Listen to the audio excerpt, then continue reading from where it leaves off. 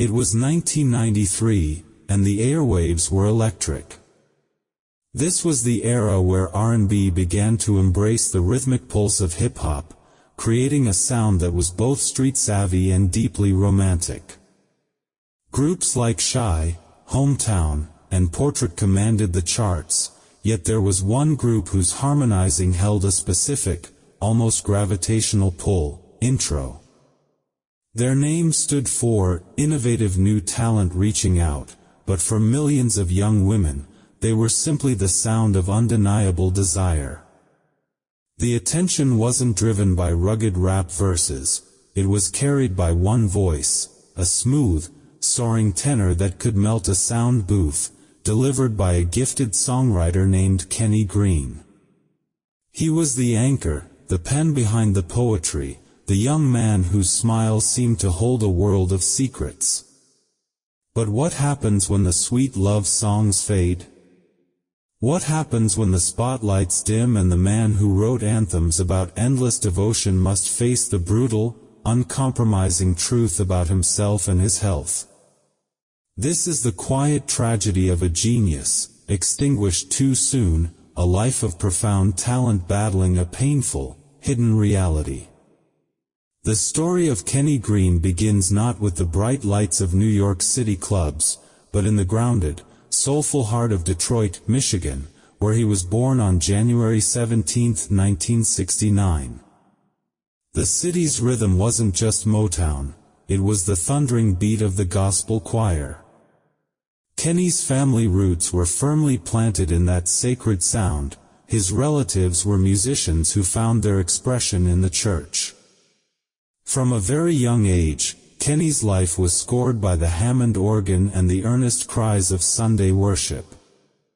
He began singing in church, learning the power of emotional delivery and vocal control long before he ever picked up a microphone for a pop record. It was here, in the sanctuary, that he developed the voice that would later define R&B romance. And it was here he started showing his first musical aptitude, learning to play the piano. For a young black man in Detroit, the path often led either to the factory floor or the stage. For Kenny, graduating high school meant enlisting in the U.S. Army at the age of 18. It was a strange juxtaposition, a soul singer wrapped in the rigid structure of military life. But even on the army base, the music couldn't be contained. Kenny would perform, showcasing his singing and piano skills during military talent shows. It was during his time serving in the military that fate intervened, introducing Kenny to the man who would become his musical counterpart, Clinton "Buddy" White. Buddy, who was also known on the bass for his singing talent, quickly recognized the singular power in Kenny's voice. They were introduced by friends and immediately began spending time together, writing, arranging, and working on music. For 3 years, the military provided an unlikely, disciplined incubator for their creative partnership. Yet, the call of the stage was too loud to ignore. The regimented life of a soldier could not hold the expansive vision of a born artist. Kenny Greene made the decision to leave the military after about 3 years of service, returning to civilian life and settling in North Carolina. Buddy White, however, remained in uniform for the time being. Back home in Brooklyn, Buddy linked up with another friend, Jeff Sanders.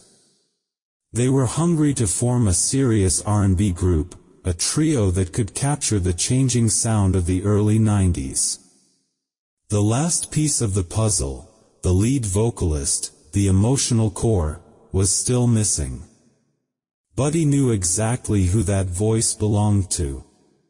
He reached out to Kenny in North Carolina and asked him to come to New York to complete the group. The move to New York was a defining moment. For 4 grueling months, Kenny, Buddy, and Jeff lived and breathed music. They practiced and rehearsed every day, fusing their gospel foundations with the gritty, syncopated rhythms of the city. They settled on a name that embodied their collective ambition and novelty, Intro, an acronym for Innovative New Talent Reaching Out. They were ready to introduce themselves to the world. The break every young New York artist dreams of came not through an endless parade of demos, but through a chance meeting at a club. One night, the group ran into hip-hop icon Heavy D, a figure whose influence bridged the gap between rap and R&B. Listened to them sing.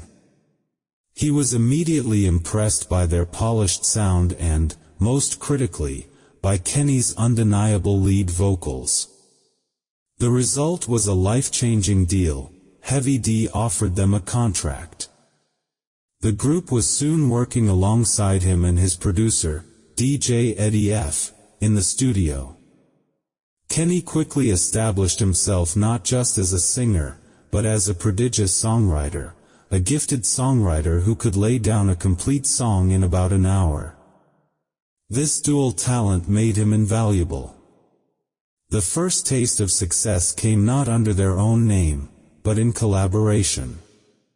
They were featured on the single, Try My Love, by Jamaican singer and rapper Shinehead. They also earned attention with their inclusion on the soundtrack for Strictly Business, contributing to the remix of Jeff Red's hit, You Called and Sold Me.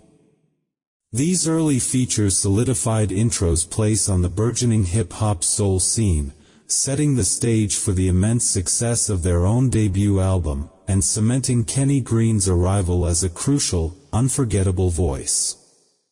In 1993, the world was finally introduced to the full spectrum of Kenny Greene's talent with the release of Intro's self-titled debut album on DJ Eddie F's Untouchables/Atlantic Records.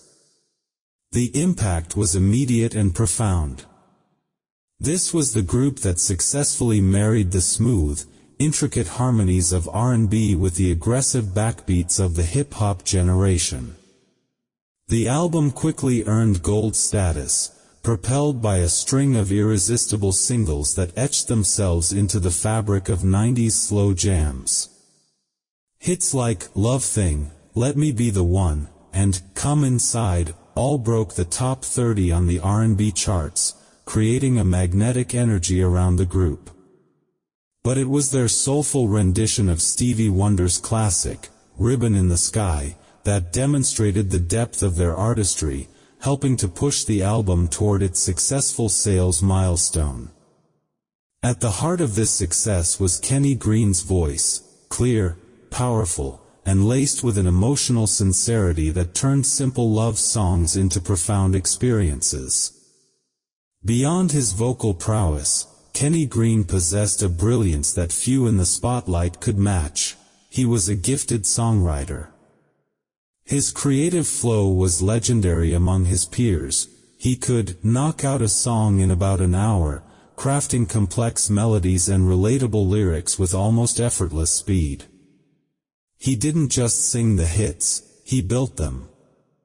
This songwriting talent led him to collaborate with another formidable talent, Dave Jam Hall, a producer who was part of the influential Untouchables production team. Together, they were redefining R&B. Their greatest impact, however, would be felt through another artist who was. During this period, Sean P. Diddy Combs was meticulously crafting Mary J. Blige's debut album, and she needed songs to complete her vision. Intro had already recorded several tracks for their own upcoming album, and the sound was exactly what Mary and Diddy were looking for. In a decision that would ultimately shape the genre, Intro agreed to sell 3 of their recorded songs to Mary J. Blige: Reminisce, Love No Limit, and My Love. These tracks became foundational cornerstones of Mary J. Blige's career, establishing her as the queen of hip-hop soul and giving her a crucial foothold in the industry. Furthermore, Kenny Greene's pen also contributed the track, You Don't Have to Worry, for the Who's the Man soundtrack, solidifying his role as a ghost architect of the burgeoning R&B landscape. He was supplying the emotional blueprint for an entire generation's soundtrack. The true mark of his industry respect came not from album sales, but from the most esteemed circle of music creators.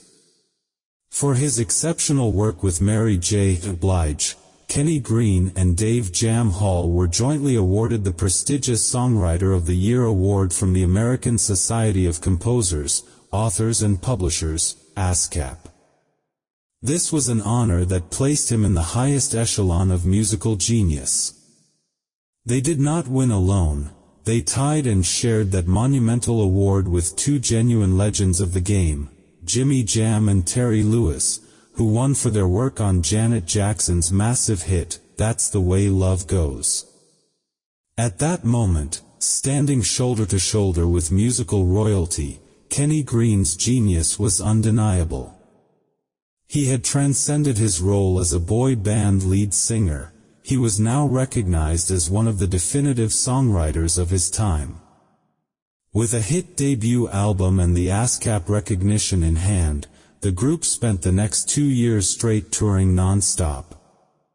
The success was intoxicating, filling their lives with money, fame, and the constant glare of the spotlight. It was the peak of the mountain, a dizzying height of achievement.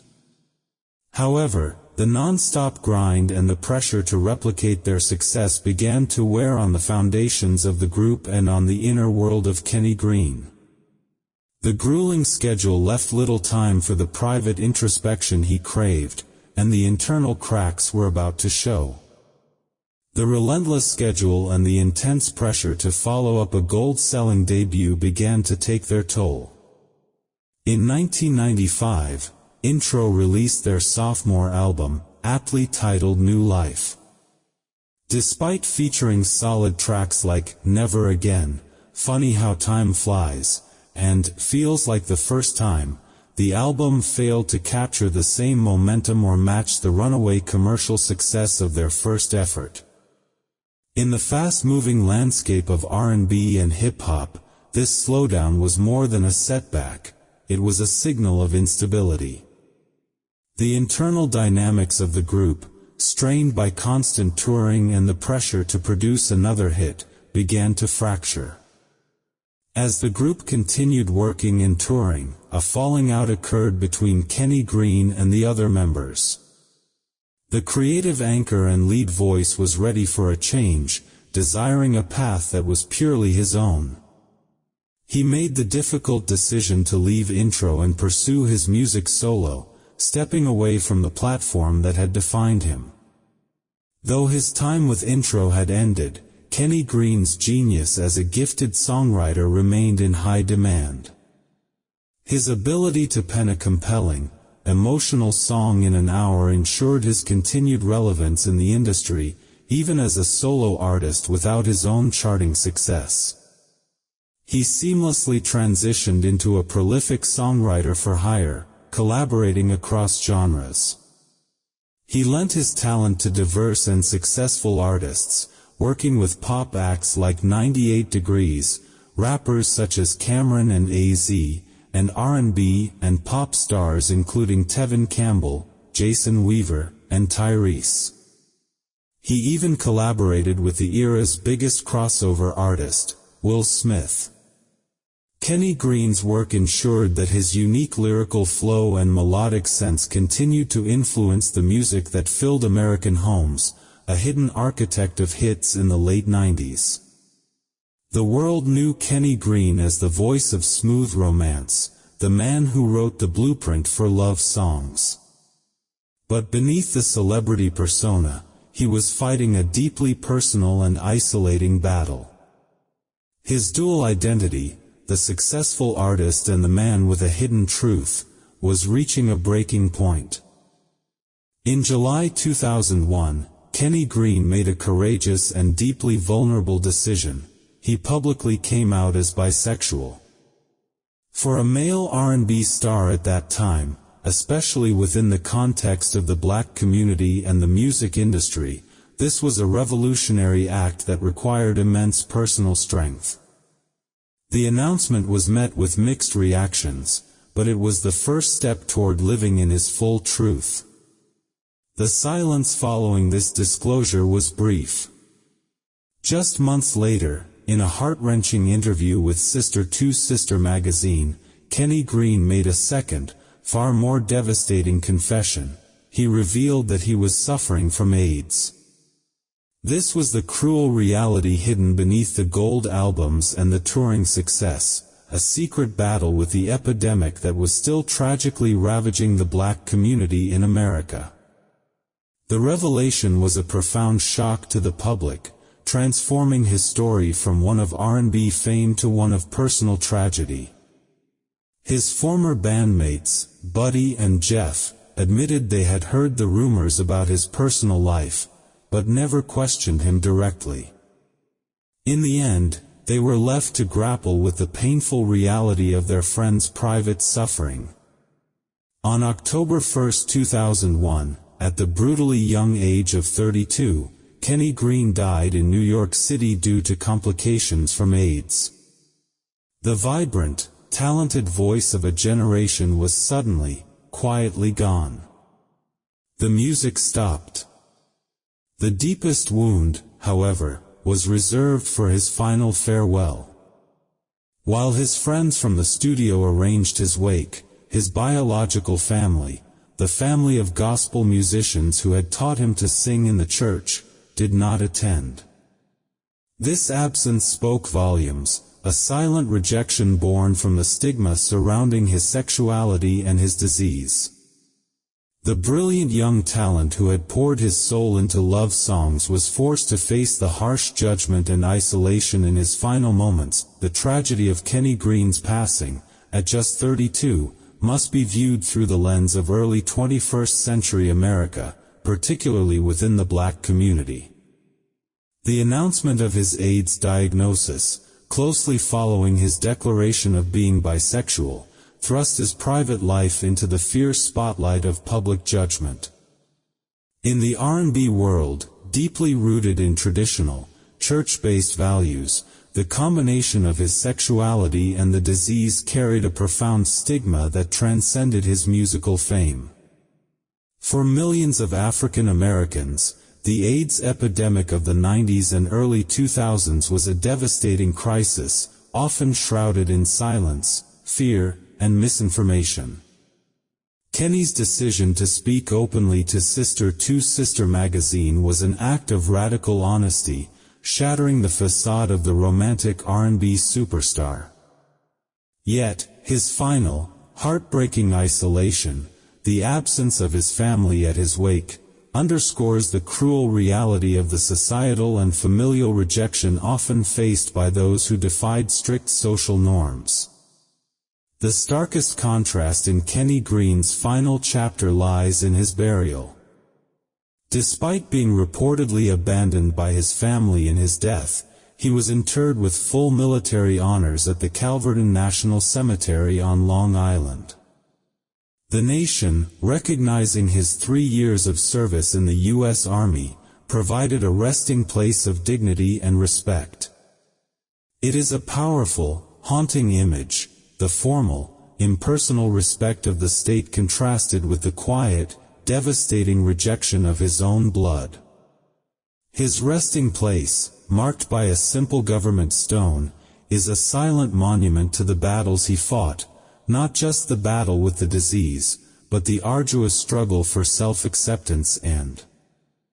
Kenny Greene's legacy is not confined to the success of Intro's debut album, it is woven invisibly into the very fabric of hip-hop soul. Though his own solo career never fully materialized, his songwriting genius paved the way for the genre's biggest star. He was the talented scribe who gifted Mary J. Blige the blueprint for her sound, tracks that would crown her the queen of hip-hop soul. His ASCAP Songwriter of the Year award remains the quiet, irrefutable proof of his technical brilliance and enduring influence. His short life was a poignant narrative of brilliance and heartbreak, a talent who paid a devastating price for living his truth in a world unready to receive it. He left behind a collection of hit songs and, perhaps more importantly, a testament to the quiet dignity of courage. The brief life of Kenny Greene, just 32 years, was a perfect, painful metaphor for the R&B era he helped define, beautiful, soulful, and tragically short-lived. He was more than a singer with intro, he was a foundational architect, a gifted songwriter whose work sold millions of records, both under his own group's name and, significantly, through artists like Mary J. Blige. His quiet genius earned him the ASCAP Songwriter of the Year award, placing his name among the musical royalty of the 90s. Yet, the fame and the accolades obscured the intense personal struggle. In the end, Kenny's deepest courage lay not in hitting a high note, but in facing the microphone to speak his truth, that he was a bisexual man fighting the deadly specter of AIDS. This act of visibility in 2001 was a powerful, necessary challenge to the silence and stigma that continued to plague the black community. The final image of his story remains haunting: the Calverton National Cemetery on Long Island, a quiet, dignified resting place provided by the U.S. Army. It stands in stark, painful contrast to the reported absence of his own family, a chilling testament to the price he paid for honesty. He was honored by the nation, but seemingly rejected by the very people who first taught him the power of song. His voice may have been silenced by complications from AIDS, but the truth he lived and the music he created continue to resonate. Every time a classic 90s R&B song plays, a piece of Kenny Greene lives on, an echo of a genius who left the stage far too soon, but who proved that the greatest truth an artist can share is their own. To anyone who has ever felt the isolation of a secret, or struggled for acceptance, remember Kenny Greene's name. His story reminds us that talent and vulnerability often walk hand in hand, and that the courage to live authentically is a legacy all its own. If this story reminds you of a time you had to be brave, or an artist whose truth inspired you, share their name and your thoughts below.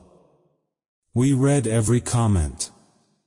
If you believe that the truth of artists like Kenny Greene must never be forgotten, please consider subscribing and joining us as we continue to shine a light on the unsung heroes of Black history.